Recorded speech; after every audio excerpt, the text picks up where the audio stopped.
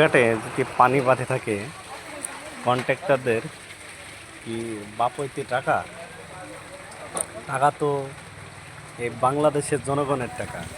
একটা ফকির মিসকিনও সে সরকারকে ভ্যাট দেয়, তাহলে সে টাকা কার? সে টাকা সকলেরই, কিন্তু যে রাস্তা বানায় সে রাস্তার টাকা তো সবারই।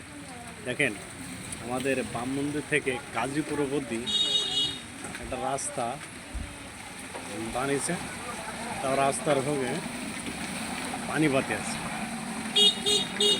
পানি বাতি আছে। তাহলে এই টাকাগুলা কার? এলজিডি অফিস দেখবে না? না তো দেখবে না, সব জায়গায় দুর্নীতি। তাহলে রাস্তার যদি এরম অবস্থায় মানুষ তো গায়েল তো দেবেই, দেবে না? সে যাতে সাধারণ পাবলিক খারাপ।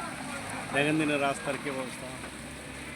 এই যে রাস্তার ভোগে পানি, এই যে এই যে দেখেন, এই যে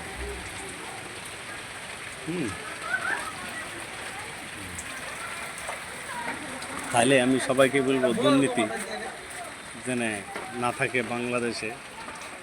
সবার কাছেই আমার আবেদন হইল, আর গভর্নমেন্টের কাছে আমার এই কথাগুলা বা তার কাছে বসা বা আলোচনা করার সুযোগ আপনারা আমাকে করে দেবেন।